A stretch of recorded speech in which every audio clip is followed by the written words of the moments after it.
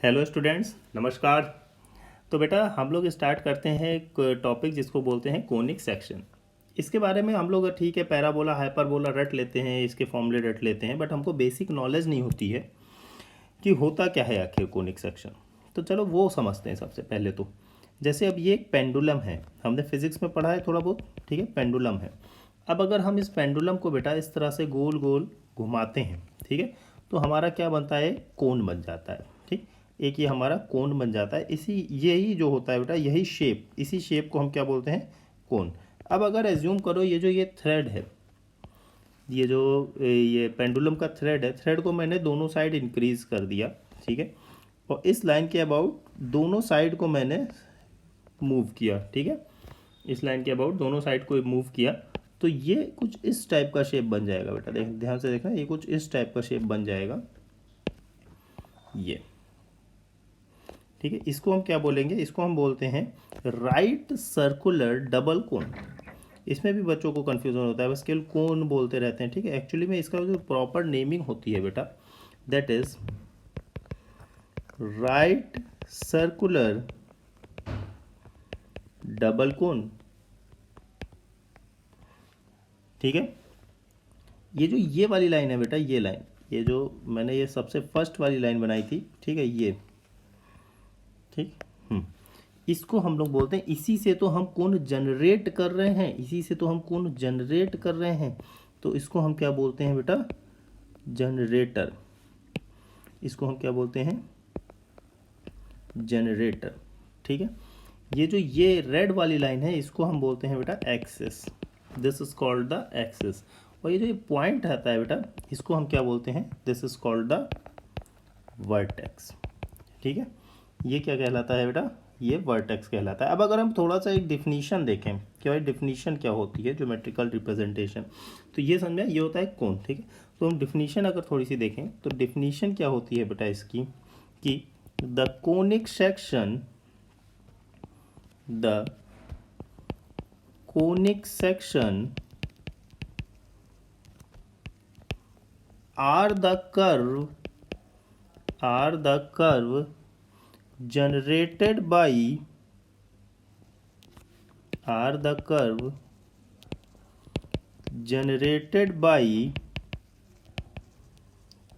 intersection of a plane with one or two cones, ठीक है। To cons का मतलब बेटा यही हुआ, ये जो डबल कोन है, ठीक है, इसी को हम टू कोन्स बोल देते हैं, ठीक है, डबल कोन मैंने लिखा है ना, ठीक है। तो अब प्लेन ऑफ इंटरसेक्शन, आपको कोई बच्चा कहेगा सर ये क्या चीज़ है, ये बिल्कुल भी नहीं समझ में, प्लेन ऑफ इंटरसेक्शन, ठीक है, देखेंगे इसको, ठीक है। तो आज मैं कोनिक सेक्शन स्टार्ट कर रहा हूँ, ठीक है। इसमें ये भी मैं बता दूँ तुम लोगों को बेटा कि अब हम धीरे धीरे पैराबोला हाइपरबोला पढ़ेंगे। मैं सर्कल और स्ट्रेट लाइन का रिवीजन वगैरह भी करवाऊँगा, कुछ स्टूडेंट्स डिमांड कर रहे थे। तो अब हम लोग, जो भी तुम लोग को अगर डाउट होता है तुम लोग कमेंट सेक्शन में लिख सकते हो, ठीक है, और अच्छे से पढ़ो, ठीक। कहीं भी डाउट होता है तो I am always with you, ठीक। तो देखो बेटा, अब जैसे मैंने तुमसे कहा कि ये जो सेक्शन की बात हुई, ये देखो ये, ठीक है, ये बेसिक होता है कोनिक सेक्शन, ठीक है, ये देखना, ठीक है, ठीक। अब देखो, अब ध्यान से देखना है, इसमें कुछ चीज़ें मैं बताऊंगा कि इसमें दो एंगल होंगे बेटा। यहाँ पे हम लोग दो एंगल पढ़ेंगे, दो एंगल के बारे में मैं यहाँ लिख देता हूँ, angle of generator with the axis, ठीक है। अच्छा, एक्सिस का जनरेटर के साथ एंगल ये तो फिक्स ही रहेगा, ठीक है, मतलब ये इधर देख लेगा अगर अपन, ये जनरेटर है और ये एक्सिस है, ठीक। इसका जो एंगल होगा, इसको चलो हम लोग कुछ बोल देते हैं, क्या बोल देते हैं, चलो फाई, ठीक है, मान लिया ये है फाई, ठीक है। और angle of plane with the axis, इसको हमने बोल दिया, एज्यूम कर लो थीटा, ठीक है, इसको हमने थीटा बोल दिया। तो अब थीटा और फाई के अकॉर्डिंग ही डिसाइड होता है कि वो मेरा सर्कल बनेगा, इलिप्स बनेगा, पैराबोला बनेगा या फिर हाइपरबोला बनेगा, ठीक है। तो चलो एक बार स्टार्ट करते हैं अपन। जैसे एक बार ये वाला फिगर मैं फिर से देख रहा हूँ, ठीक है। पहले हम लोग बस इतना पढ़ लेते हैं बेटा, ठीक है। ये फिगर मैंने नेट से ही लिया है, ठीक है, बस समझाने के लिए तुम लोगों को। देखो बेटा, जैसे ये जो ये वाला एंगल है, ये को ध्यान से देखना, ये तो फिक्स है। अब इस प्लेन का इसके साथ एंगल, ठीक है, यानी ये एंगल है, तो इसमें क्या होता है, अगर थीटा की वैल्यू बेटा 90 डिग्री है, ठीक है, अगर थीटा की वैल्यू 90 डिग्री है तो क्या बनता है हमारा सर्कल, ठीक है। अब अगर इस केस में आ जाए, हम इस केस में आ जाए, जैसे ये वाला हमारा क्या है, ये है फाई, ठीक है, इस केस में ये है फाई, ठीक, बल्कि देख लें ब्लैक से बेटर रहेगा मेरे ख्याल से, हाँ ठीक, ये है फाई। और अगर ये वाला एंगल है बेटा थीटा, ठीक, तो यहाँ पे क्या हो जाता है, यहाँ पे होता है थीटा लेस देन 90, क्लियरली दिख रहा है, बट ये ग्रेटर देन अल्फा होना चाहिए, अल्फा से बड़ा होना चाहिए। तो ये क्या बनता है बेटा, इलिप्स बन जाता है। इलिप्स एक तरह से समझ लो थोड़ा खिंचा हुआ सर्कल होता है। अगर हम इलिप्स का एग्जांपल देखें तो जैसे ये सन है, ठीक है, तो जो हमारी अर्थ है वो पढ़ते नहीं हम लोग, इलिप्टिकल पाथ ही फॉलो करती है, ठीक है। एक्चुअली लगता है हम लोग को सर्कुलर पाथ, बट सर्कुलर नहीं, इलिप्टिकल पाथ फॉलो करती है, ठीक। तो ये फिजिक्स का एक एग्जांपल है, ठीक है। तो कुछ खिंचा हुआ सर्कल मैं कह सकता हूँ, ठीक है, थोड़ा सा। तो ये हो जाता है मेरे पास एलिप्स, ठीक। फिर अब कोई बच्चा कहेगा सर अगर भाई अल्फ़ा के इक्वल हो गया या अल्फ़ा से लेस हो गया, ठीक है, तो क्या वो भी पॉसिबिलिटी है सर, ठीक है। तो बिल्कुल पॉसिबिलिटी है बेटा। जैसे अब इसमें देखते हैं,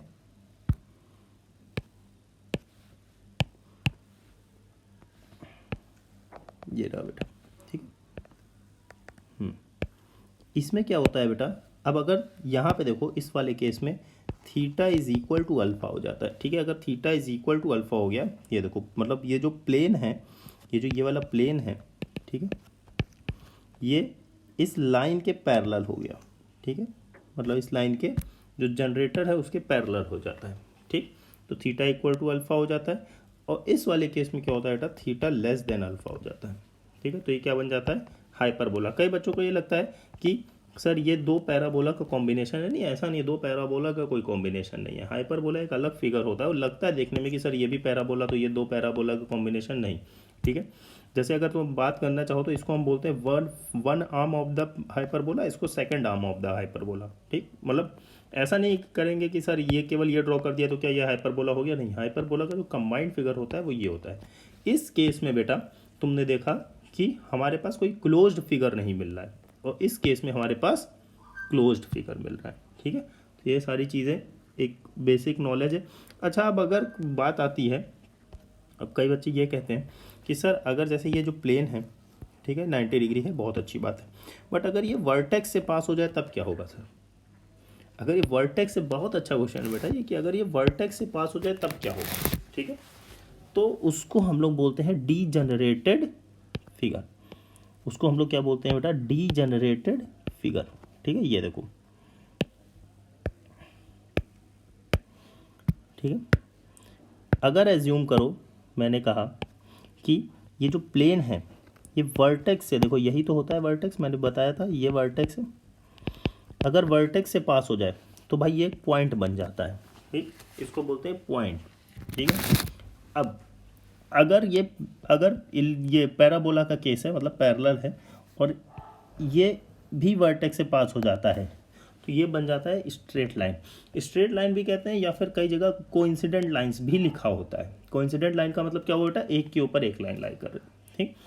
और अगर ये केस होता है, ठीक है, हाइपरबोला वाला केस, ठीक है, हाइपरबोला वाला केस होता है बेटा कि अगर थीटा लेस देन अल्फा हो जाए लेकिन ये वर्टेक्स से पास हो जाए ये प्लेन, तो ये क्या बन जाता है, ये दोनों लाइंस आ जाती हैं, इसको हम इंटरसेक्टिंग लाइंस या फिर pair of straight line, pair of straight lines भी बोलते हैं, ठीक है। तो ये थोड़ा सा क्लियर हुआ कि ये क्या होता है, ये किस टाइप की चीज़ें हैं, ठीक है। अगर हम इसके बारे में थोड़ा सा लिखना चाहें, ठीक है, तो कुछ ऐसा हम एक फिगर बना सकते हैं, दिए देखना कि when theta is equal to 90 degree, ठीक है, तो क्या बन जाता है सर्कल।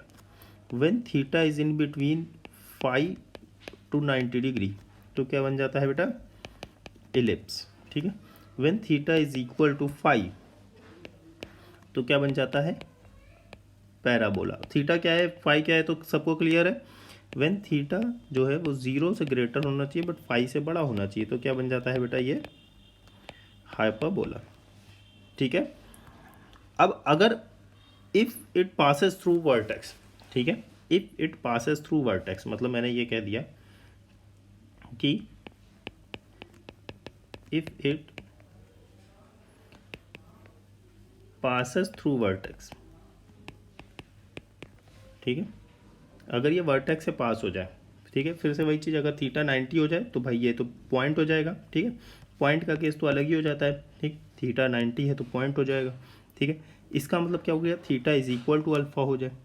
ठीक है, तो two real and coincident line हो जाएंगी। और इसका क्या मतलब हो गया बेटा कि फाई बड़ा हो जाए थीटा। ठीक है, तो हमारे पास यानी कि ये देखो, अगर मैंने कह दिया theta is equal to 90 degree हो जाए तब तो भाई पॉइंट हो जाएगा मेरे पास। ठीक है, और theta is equal to phi हो जाए तो क्या हो जाएगा, two real and coincident line, two real and coincident lines. ठीक है, अब अगर बेटा थीटा लेस हो जाए, हाइपरबोला वाला केस, तो क्या हो जाएगा, two real and distinct line. But अब यहाँ पे भी कंफ्यूजन आता है। कोई बच्चा कहेगा सर अगर थीटा बड़ा हो गया फाई से तब क्या होगा, तब बेटा क्या होता है, यहाँ पे टू इमेजिनरी लाइंस आती हैं। ठीक है, टू इमेजिनरी लाइंस। ठीक है, रियल लाइंस नहीं आएंगी, इमेजिनरी लाइंस आएंगी।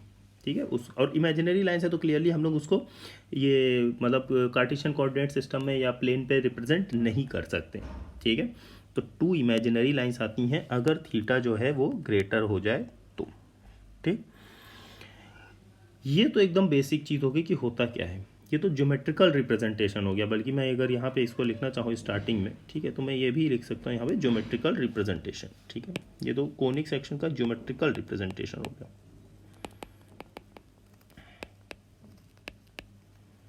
रिप्रेजेंटेशन। ठीक है, अब कहेंगे ठीक है सर बट इससे क्वेश्चन तो नहीं सॉल्व होंगे ना। बिल्कुल सही बात है कि भाई मेरी बेसिक अंडरस्टैंडिंग हो गई, बट हाँ इससे बेसिक क्वेश्चन टाइप के आ सकते हैं, बट हमको तो मैथमेटिकल डिफिनीशन या मैथमेटिकल रिप्रेजेंटेशन ही चाहिए क्वेश्चंस अच्छे से सॉल्व करने के लिए, अच्छे से एनालाइज करने के लिए। ठीक, तो ठीक है बेटा, अपन जो है नेक्स्ट वीडियो में देखेंगे इसका मैथमेटिकल डिफिनीशन। ठीक, अगर ये वीडियो में कहीं भी डाउट है तो कमेंट सेक्शन में बेटा लिखो। ठीक है, और मेरा पे ये जो यूट्यूब चैनल है इसको लाइक करो, अच्छा लगे शेयर करो, तो सब्सक्राइब भी करो। ठीक है, और कहीं कोई भी प्रॉब्लम होती है तो कमेंट सेक्शन में बताओ, definitely I will answer as soon as possible. ठीक है, ओके बेटा।